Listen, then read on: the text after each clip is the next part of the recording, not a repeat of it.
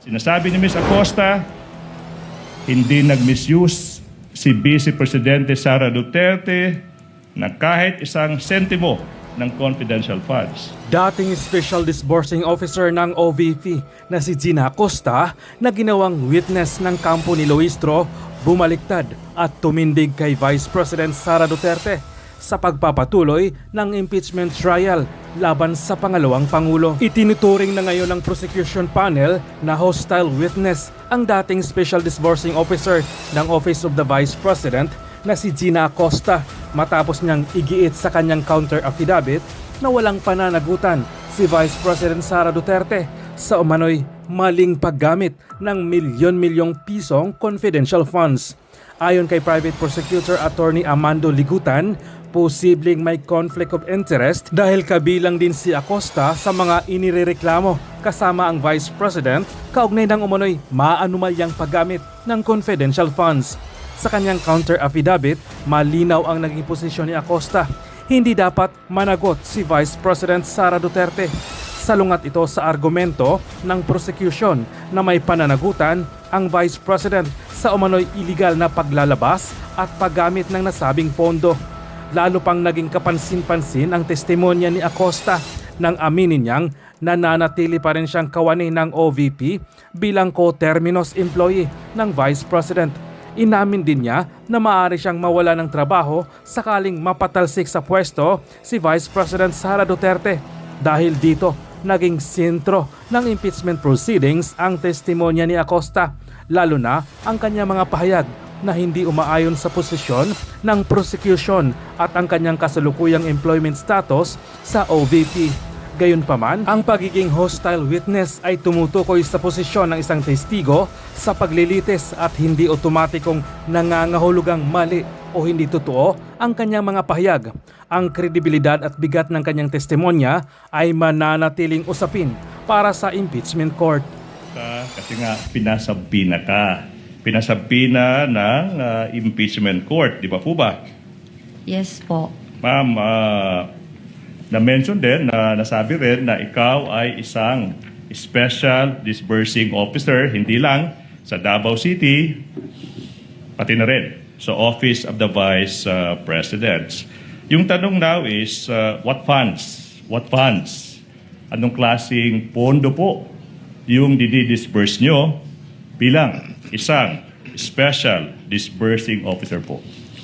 Confidential funds po, Your Honor. Confidential funds. So, na-mention mo yung confidential funds. Now, sinabi mo, ma'am, na ikaw ay andito kasi nga napasabina ka. Ma'am, yung tanong, ma'am, is,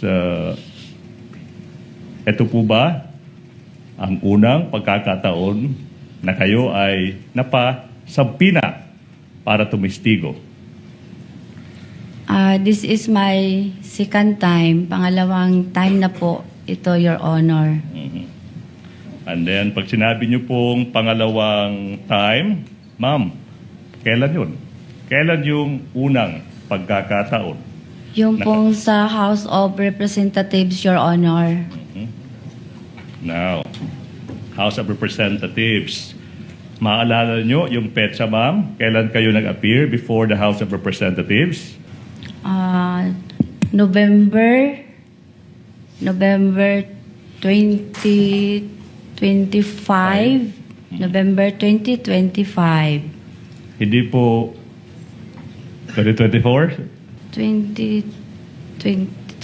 Sandali lang, sir, ha? Sige. Anyways, ma'am, basta sinasabi niyo po, secondary na po yung taon because it's on record naman. Pero nasabi niyo, ito po yung pangalawang pagkakataon na kayo ay naimbitahan po na tumistigo kasi po may sabina. Now, yung tanong, ma'am, is this is preliminary question. Ikaw ba ay nakatanggap na ng isang reklamong kriminal or administratiba na may pagkakaugnay sa paggamit ng confidential funds? Leading, Your Honor. Exactly. I just said preliminary, Your Honor. Preliminary, counsel. Witness may answer. Wala, Your Honor. Aha. So sinasabi mo, mama, na wala pa kayong natatanggap na reklamo. Yun po yung sagot nyo, di ba, ma'am? Ipinapakita ko ngayon, ma'am, yung isang counter affidavit. Okay? Your Honor, I move that the prosecution counsel, Attorney J, be allowed to confront the witness with the documents. And that is a continuing motion because we'll be doing that for the rest of the remainder of the testimony, Your Honor. Assisting counsels from both parties may approach. Your Honor, Yes. Yes, Attorney Bakel. may we know the purpose of the questioning of the prosecution? Your Honor, I'm tempted to state that, but we are leading there. We are about to establish the ground to make this witness an hostile witness. May we not be preempted, Your Honor? You answered the query of counsel. You may All proceed. right. Now, Your Honor, please. This witness, Madam Acosta, is facing a complaint together with the Vice President exactly because of their misuse of confidential funds. Your Honor, it is stated in the witness's counter affidavit that the Vice President is not responsible or should not be held liable for any misuse of confidential funds. Your Honor, that interest is directly adverse to the prosecution's case before this impeachment court. The prosecution seeks to prove otherwise, that this witness, that the Vice President rather, is responsible for the illegal disbursement of confidential funds. Therefore, if on one hand, sinasabi ng testigo sa counter affidavit niya na walang pagkakasala yung Vice President sa maling paggamit ng confidential funds, that's on one hand. On the other hand naman, sinasabi ng prosecution, Your Honor, please, na no, hindi. May ebidensya, it's so clear, na kailangan managot yung Vice President for misusing public funds. Now, this is the time, Your Honor, please. Okay? If the good counsel will allow, with the presentation of a counter affidavit by the witness stating under oath that the Vice President did not misuse confidential funds in direct conflict with the prosecution's case, Your Honor, please, we now invoke Section 13, Rule 132 of the Revised Rules on Evidence. If the court may allow. Your Honor, according to Section 13, Rule 132, a witness may be considered as an unwilling or hostile if so declared by the courts upon adequate showing, yun yung una po, Your Honor, adverse interests. Adverse interests. Ms. Acosta, the witness, has an adverse interest in this case as her position, as shown sa counter affidavit niya, is clearly inconsistent with the position of the prosecution that called her as a witness. The prosecution presents her to prove that the respondent misappropriated confidential funds. Sa kabilang panig, sinasabi ni Ms. Acosta, yung Vice President complied sa lahat ng rules tsaka batas sa paggamit ng confidential funds. Sinasabi ni Ms. Acosta, hindi nag-misuse si Vice Presidente Sara Duterte na kahit isang sentimo ng confidential funds. We now invoke the case of People versus Che Chun Ting, GR number 130-568-69, dated March 21, 2000. Supreme Court dealt with a hostile witness. Kasi nga, adverse yung interest doon. Sinasabi sa kasong iyan, having an adverse interest meant, that the position or interest was adverse to what the party called her wanted to establish or prove. Yun po yung batayan ng Supreme Court. Kung yung posisyon ng isang witness is salungat sa posisyon ng partidong nagpapatawag sa kanya, Sa kasong yan, sabi ng Supreme Court, established na po yung requirement ng adverse interests sa ilalim ng rules of courts. Comment, Your Attorney Honor. Bakel? Your Honor, the respondent respectfully submits that the adverse interest must be shown by the prosecution through an examination of the witness and not through a mere motion or manifestation, Your Honor. He just did, counsel, by showing the position taken by the witness in her counter affidavit. Additionally, Your Honor, the defense also submits that the mere fact of the pendency of the criminal case does not satisfy the requirement of adverse interest under the rules of evidence, considering that it apparently constitutes to a mere expectation that the witness will testify unfavorably to the prosecution, which is not within the ambit of the rules, considering that the declaration of a witness as hostile presupposes that the prosecution would face difficulty in obtaining answers from the witness on account of such adverse interest, Your Honor. Allow the presiding officer. Ms. Gina, saan po kayo nagtrabaho ngayon sa Office of the Vice President? Tama po? Yes, Your Honor. Sino po ang boss nyo sa Office of the Vice President? Si Vice President Sara Duterte. Permanente po ba kayo doon o coterminous? Coterminous po, Your Honor. So, pag wala na si VP Sara doon sa OVP, wala na rin po kayo? Yes, Your Honor. So, pag na-impeach si VP Sara o matanggal siya, wala na rin po kayong trabaho doon? Wala na po akong trabaho sa OVP. Sa OVP, siyempre. Mapo. So, maalis kayo sa OVP. Tama po?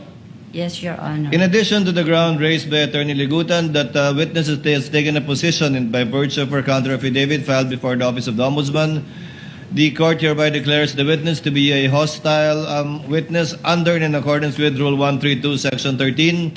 However, for the information of the senator judges and the public and counsels as well, this only gives Attorney Ligutan the right to ask leading questions, still not allowed to ask misleading questions. As I know, Attorney Ligutan is well aware of the distinction. Yes, Your Honor. Po, sa nakalipas po na 15 trial days na sa impeachment, naging malinaw na po ba na may binulsa talaga at impeachable offense ang ginawa ni VP Sara Duterte? Well, actually, ang naging mas marinaw dyan ay wala. Kasi after 15 days, after 375 million na ginastos dito sa impeachment, wala pang napatunayan na mayroong pera na napunta talaga kay VP Sara. Malinaw yan, pati doon sa testimonya ng mga testigo, nung mga pinagtatanong sila tungkol dito sa mga katibayan nito, kung ito pa ay pruweba ng katiwalian, meron ba ebidensya na magsasabi na napunta talaga sa Vice Presidente yung pera na yan ng confidential funds. And so far, prosecution has none. Opo. I-audit natin yung auditor, attorney. Kung pagbabatayan natin yung kanilang mga pahayag sa nakalipas na mga araw sa impeachment, naging tama ba sa tingin nyo po? Makatarungan po ba yung proseso ng kanilang pag-audit, lalo na sa special na klase na pondo na confidential fund? Dito sa sitwasyon ni VP Sara, doon sa mga pagtatanong, naging malinaw na number one, hindi pa pinal itong findings na ito ng Commission on Audit because this is still subject to review at mayroon pang administrative recourse ang Vice Presidente at mayroon pa rin siyang judicial recourse. Marami pa siyang hakbang. So ibig sabihin, yung sinasabi nila na mayroon ng prima facie case of corruption dahil mayroong notice of disallowance ay hindi applicable kasi nga hindi pa ito pinal. Naging malinaw yan sa testimonya muna ng testigo. Kung hindi pa pala ito pinal at wala pang krimen na nagaganap, bakit na dito na tayo sa impeachment? It was also clear na yung interpretasyon ng mga testigo ng COA ay base lamang sa kanilang sariling interpretasyon ng batas. At hindi ito nakasaad doon sa mga guidelines na sinasabi nila na nilabag ng Vice Presidente. Walang malinaw na requirement tungkol sa pag-i-issue ng official receipt. Hindi malinaw na sinasabi nila nung una ay kailangan daw, hindi dapat acknowledgement receipt. Hindi malinaw yung provision tungkol doon sa evidence of success. At apparently, parang yung ginagawa nitong auditor ay ito lang yung sarili niyang interpretasyon kung ano dapat yung success na papasok doon sa qualification ng Joint Memorandum Circular ng COA. So everything that they have done so far, ito yung paulit-ulit yung sinasabi, ano, yung inaangguluhan kasi yung mga ebidensya para magmukhang meron kahit na wala. And this is exactly what was proven by the prosecution so far. Salamat na lang doon sa direct examinations at saka sa cross-examination, lalo na doon sa pagtatanong ng mga ibang senador, naging malinaw sa lahat na wala naman pala talaga tayong pinag-uusapan ngayon dito sa impeachment. And so far as Article 1 is concerned. Opo, doon po sa auditor, tingin nyo po kulang ng competence po, attorneys? Sapat na ba na sundin lang talaga or dapat mas may malalim na pagkakaintindi sa nature ng paggagamitan nitong confidential fund po? Sapat na ba na okay na ako, isa akong auditor, basta ito lang yung JMC lang yung pagbabatayan na ko? Kasi marami pong ano doon halimbawa yung paggamit daw ng reward na kailangan may nahuli bilang proof of success. Hindi ba pagbibigay din ng reward sa isang individual kung makakakuha ka ng impormasyon na makakatulong para sa isang successful na pagpupulong or aktibidad, attorney? Ano sa tingin nyo? Well, competence kasi, ang pinag-uusapan mo dyan, pag sabing competence, will be your legal qualification. Ikaw ba ay kwalipikado sang-ayon sa standard ng batas para maging COA auditor? We presume na itong mga ito, dahil sila ay mga accountant, nag-qualify naman sila para sa trabaho na yan. However, yung authority to interpret the provisions of the Joint Memorandum Circular, yun ang wala dito sa mga COA auditors na ito. I don't think it's a question of competence. I think it boils down to a question of honesty. Ano, nagiging matapat ba ang mga COA auditor dito sa kanilang audit na ginagawa, o inaangguluhan ba ito para masigurado na may maisampa, ano, not necessarily prosecute, but may maisampa lang na kaso laban kay Sara Duterte. Kasi nga sa aking palagay, ano, yung opinion ko ito, base dito sa lahat ng mga nagaganap mula doon sa House of Representatives since last year, this impeachment is nothing but a propaganda campaign against the Vice President. However, napakamahal na propaganda nito kasi pera ng taong bayan ang ginagastos sa propaganda na ito. So, competent-wise, I think they're competent. But honesty at saka yung integrity ng kanilang audit na ginagawa, that is the thing that is subject to suspicion at the moment. Opo.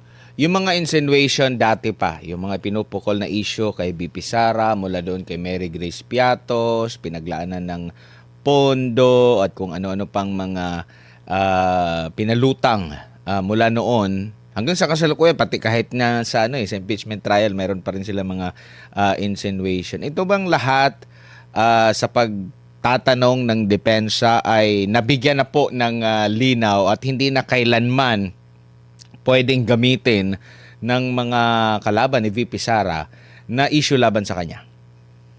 Well, here's the thing.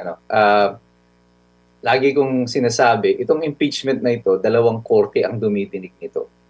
Yung korte ng impeachment court and the court of the Bar of Public Opinion. Tayo yun. I think itong presentasyon na ito ng ebidensya sa Senado is not designed to impress the Senate. Kasi yung Senado, you have to be, let's be honest about it, be realistic about it. Bago pa nagumpisa ang impeachment hearing, may boto na yung mga yan . The impeachment is not a legal process. It is a political process. That is the reality of it. This will not be decided along yung mga legal arguments and evidence. This will be decided along political line. Ang prosecution and the majority right now, I call them the BBM 13, this is their dilemma. They do not have sufficient number to impeach, to remove Sara Duterte, to declare her guilty. Because they needed 16, they only have 13. Sabi ko nga, ma-imagine mo ba na itong mga Tulfo brothers ay i-acquit si Sara Duterte after everything that they have said? Could you imagine na si Senator Robin Padilla will vote to convict si Sara Duterte. It's not, di ba? It's not possible. That's craziness kung isipin niyo yan. So para kanino ngayon itong impeachment nito? Ang impeachment nito ay para sa iyo, para sa akin, sa lahat ng mga nanonood. To impress us na itong si Sara Duterte, ang ating Vice Presidente, ay mayroong kasalanan. Kaya nga sinasabi ko na I think that this is nothing but a propaganda campaign against the Vice President. Kagaya ng ginawa noon kay Jejo Marbinay bago siya lumaban noong 2016. Siya ang leading candidate. So the administration noon, sila Pinoy, the Liberal Party, created scenarios. They filed cases, investigations against kay BP Binay hanggang nasira si BP Binay leading towards the election. They're employing the same strategy right now. Parehong-pareho ito. And I think the people are not being fooled. Walang naloloko dito sa nangyayari nito na proseso. Parehong-pareho lang ito. And that is why I think the prosecution is losing this, yung kaso na ito, in both ends. In terms of the legal process sa Senado, dahil hanggang ngayon wala pa silang ebidensya. Ikalawa, they are also losing this in the propaganda sense. Dahil hindi sa tingin ko nagiging epektibo yung kanilang propaganda na ito laban kay BP Sara. Kagaya ng naging epekto noon kay Jejo Marbinay. Opo. Dito naman po sa performance ng presiding officer, kung magbabasa ka ng mga komento na sa mga netizen, pati na yung panonood ng mga iba't ibang mga personality and eksperto, medyo napunan nila yung parang masyado lang bang hindi mahigpit kasi may mga nakakalusot na mga pahayag, mga side comments, mga insinuation, at ito ba'y normal sa isang korte o dahil nga sa nabanggit mo kanina, kaya expect na natin na maraming mga ganito na dalawang korte pinaglalabanan itong impeachment talaga, or pwede pa na magkaroon ng paghihigpit itong si presiding officer? Well, malalaman natin sa Lunes. Pinangako ni Chis Escudero, nagagawa siya ng deklarasyon ukol dito sa mga komento na ito. I think ang pinatutungkulan niya dito is more of the prosecution. Kasi sila yung mahilig may, bukod doon sa press con, may kanya-kanya pa mga posting, may mga parang gusto ring maging vlogger ng mga abogado ng prosecution. And I think they are the ones na pinatutungkulan ni Chis Escudero. But in general, I think Chis Escudero is doing a fairly decent job. Yung kanyang pagiging abogado, kagaya ng sinabi ko sa ibang mga interview, I think lumalabas dito sa impeachment. Kahit na masabi natin na panig siya dito dapat sa mayorya, I think he cannot betray his very nature as a lawyer, and it is coming out in the open dito sa impeachment proceedings. Hindi niya matraidor yung pagiging abogado niya. And so far as procedure is concerned, I think he's doing a fairly decent job. Ito nga lang, yung mga punto na ito, na parang medyo masyado nagiging maluwag siya sa prosecution in allowing yung mga comments na ganito. Dahil napayagan niya yung ibang masyadong maraming mga side comments. Kaya nga sabi ko, itong prosecution, ang parang objective nila is to make this presentation more theatrical, para maging meme o mas maging sundan ng mga taong bayan, not necessarily about the truth. Most of the statements kasi na binibigay, mga personal na, parang wala na siyang lugar sa isang formal na proseso kagaya ng isang impeachment court. Opo. Pag mga ganyan na po ang linyahan, kasi kapansin-pansin talaga kung ikukumpara mo kahit na yung mga panaya mo, di ka interviews, press con, na magkabilang panig, medyo dito sa depensa, alam mo, kumbaga, hindi mo maririnig yung pagpuna doon sa naging magalang pa rin sila. Pero pag dito na sa side ng prosecution, medyo maangas, nayayabangan yung ilan sa ating mga kababayan, pati yung sa side ng mga defense counsel, pinupuna rin. Nakikita nyo po ba sinyalis yan na hanggang dyan na lang sila dahil wala silang mapatunayan laban kay VP Sara Duterte? Maaari din ba yan? Ang pinatutunayan niyan, yung sinasabi ko, the strategy. Ang strategiya ng prosecution is to make it more controversial, parang vlogging style ang kanilang gusto, pati yung mga ebidensya na hindi naman naipresenta sa korte, dito nila didiscusin sa kanilang mga press conference. And I have to give it to the defense for being disciplined sa kanilang mga press conference. Mapapansin ninyo, magkaiba ang estilo. Sa depensa, panay si Attorney Poe lang officially ang nagdedeklara. So controlled at nasa parameters nila, the design parameters nila, yung mga statement ni Attorney Poe. Pag kinumpara mo ito doon sa prosecution, nung una si Congressman Ko, yung party list representative, ang kanilang spokesperson, and then later on si Ridon. Pagkatapos nagbibigay din ng kanya-kanyang mga pahayag, itong sinaligutan, iba pang mga sila Attorney Kapunan tungkol dito sa impeachment. But you will notice kapag itong depensa ang tinatanong ng media, their disciplined reaction is hindi pa po kami pwedeng magsalita. And that is how it should be, I think. Kasi hayaan mong dapat ang ebidensya sa Senate impeachment court ang magsalita. Ang nangyayari, ang ginagawa ng prosecution, kahit hindi naman yun ang napatunayan doon sa impeachment, maglalatag sila ng mga pahayag na parang dinadagdagan nila o sinusupplement kung ano yung nasabi doon sa impeachment. And they're creating their own conclusions and mga scenarios nila base sa kanilang personal na opinion which should not be done. Kasi there is a specific restriction nga sa kanila doon sa Senate impeachment rules. I think that yun ang pinag-uusapan nila, yung sa Rule 18. Parang this is like a gag order dapat sa lahat to discuss the merits of the case sa publiko or sa social media or sa mainstream media. Opo. Attorney, dito naman po tayo sa issue na binasura po ng DOJ, yung inciting to sedition na kaso. Tapos, merong grave threat naman dito sa Quezon RTC at Quezon City RTC kung di ako nagkakamali. Anong maring epekto nito sa articles of impeachment na unang natalakay yung tungkol sa grave threat nga and pwede rin ba na magkaroon siya ng kaso sa local courts tapos meron pang kaso sa impeachment court ukol dito, attorney? Well, kung mapapansin ninyo, yung grave threats na kaso na yan ay naisampa na lamang kasi naging question yan doon sa impeachment kay Matibag. At tinatanong na kung totoo palang merong may maganyang mga grave threats, bakit hindi kayo nagsampa? Diba? So ngayon, nagsampa tuloy sila bigla ng kaso. Yun namang sa inciting to sedition, I think, ano lang yan yung parang sinacrifice nila yung inciting para lang may maisampa sila na grave threats.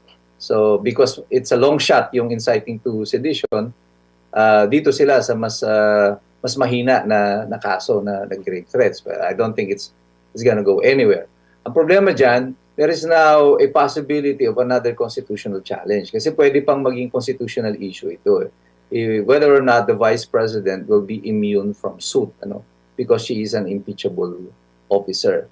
Pwede na ba siyang sampahan ng kaso? There are some legal opinions na dapat ang Vice Presidente ay mag-i-enjoy the same immunity as that of the President. Although wala naman talagang specific na constitutional provision, immunity from suit is a constitutional concept. It's not necessarily provided for doon sa Constitution, lalo na doon sa kaso ng Vice Presidente. So, kung ito ay magkakaroon ng constitutional challenge at dadating pa ito sa Korte Suprema, asahan mo nang lalong magtatagal ito. But the important thing here is this, kung ngayon mo lang isinasampa yung grave threats, ngayon ka pa lang nakadetermine ng prima facie case. So, why was the impeachment ahead of the criminal case? Diba dapat mas naunan yung sinampa yung grave threats kasi ito yung basihan ng impeachment. Pero nangyari, nauna yung impeachment bago pa lang nagsampa ng kasong kriminal. Diba? Inilagay mo muna yung kariton sa unahan ng kabayo. This is the horse before the cart. Ika nga. Yun ang nangyari dapat, the horse before the cart. Tapos nauna muna yung kariton bago yung kabayo nato sa likod. Same din ito doon sa issue ng confidential fund na wala pang pinal talaga. Ay namin nga rin ng witness na ongoing pa yung appeal, yung 6 months na appeal hanggang sa kasalukuyan saklaw pa pala ng 6 na buwan na appeal po, attorney. Oo, yan yung sinasabi ko kanina. So, malinaw dito sa salaysay ng mga auditors ng COA na hindi pa pala pinal yung desisyon. Kaya sabi, ang tanong dyan, bakit nasa impeachment na tayo? Hindi pa pala tapos yan. Ibig sabihin, wala pang napapatunayan na merong misuse ng confidential funds. So why are we now in the impeachment court already? So what if later on, dinismiss yan o upon judicial review, makaabot ka sa korte at sinabi ng korte na hindi, tama ang Office of the Vice President dito. Hindi dapat nagkaroon sila ng notice of disallowance. Tapos na-filean mo na ng impeachment si Sara. At halimbawa, for example na lang, na-convict, kinonvict nyo si Sara based on that. And then later, the court found out na wala naman palang misappropriation o hindi tama yung pag-issue ng notice of disallowance. What happens now?